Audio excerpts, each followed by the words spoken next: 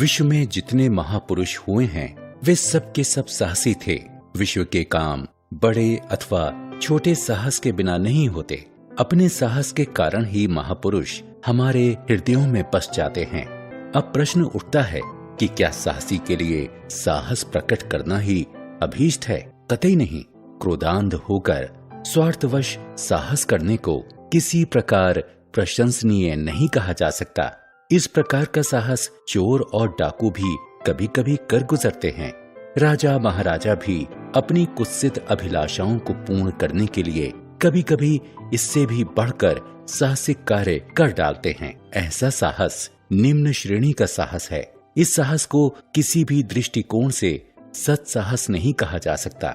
मध्यम श्रेणी का साहस प्रायः शूरवीरों में पाया जाता है। वहाँ उनके उच्च विचार और निर्भीकता को भली भांति प्रकट करता है। इस प्रकार के साहस वाले मनुष्यों में बेपरवाही और स्वार्थहीनता की कमी नहीं होती, परंतु उनमें ज्ञान की कमी अवश्य पाई जाती है। एक बार बादशाह अकबर के पास 2 शूरवीर नौकरी के लिए आए। अकबर ने उनसे पूछा, तुम क्या काम करते हो? वे बोले, जहाँ पना करके दिखलाएं या केवल कहकर। बादशाह ने करके दिखलाने की आज्ञा दी। उन शूरवीरों ने घोड़ों पर सवार होकर अपने अपने बर्छे संभाले और अकबर के सामने ही एक दूसरे पर वार करने लगे। बादशाह के देखते देखते दोनों घोड़ों से नीचे आ गिरे और मरणासन हो गए।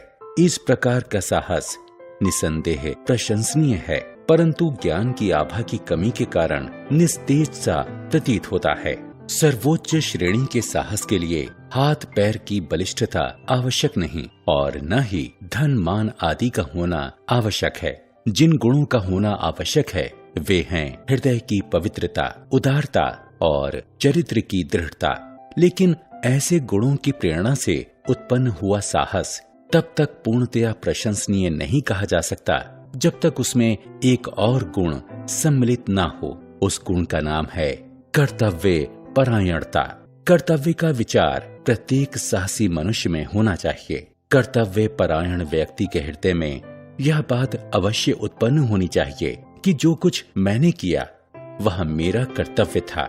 मारवाड़ के मौरूदा गांव के जमींदार बुद्धन सिंह किसी झगड़े के कारण स्वदेश छोड़कर जयपुर चले गए और वहीं बस गए। थोड़े ही दिनों बाद मराठों ने मारवाड़ पर आक्रमण कर दिया। यद्यपि बुद्धन मारवाड़ को हमेशा के लिए ही छोड़ चुके थे, तथापि शत्रुओं के आक्रमण का समाचार पाकर और मातृभूमि को संकट में पड़ा हुआ जानकर उनका रक्त उबल पड़ा। वे अपने संग 150 साथियों को लेकर बिना किसी से पूछे जयपुर से तुरंत चल पड़े। समय पर अपने देश और राजा की सेवा करने के लिए बुद्धन सिंह मौरूदा गांव पहुंच गए। इस घटना को हुए बहुत दिन बीत गए, परंतु आज भी मारवाड़ के लोग कर्तव्य परायण बुद्धन सिंह की वीरता एवं उनके सत्साहस को सम्मान पूर्वक याद करते हैं। मारवाड़ क्षेत्र की महिलाएं आज भी बुद्धन और उनके वीर साथियों की वीरता के गीत गाती हैं।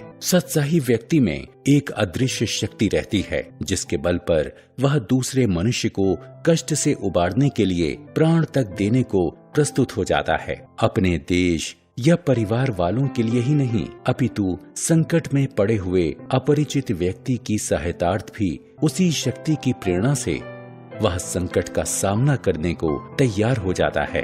अपने प्राणों की वह लेश मात्र भी परवाह नहीं करता। वह हर प्रकार की कठिनाइयों को प्रसन्नता पूर्वक सहता है और स्वार्थ के विचारों को अपने पास फटकने तक नहीं देता।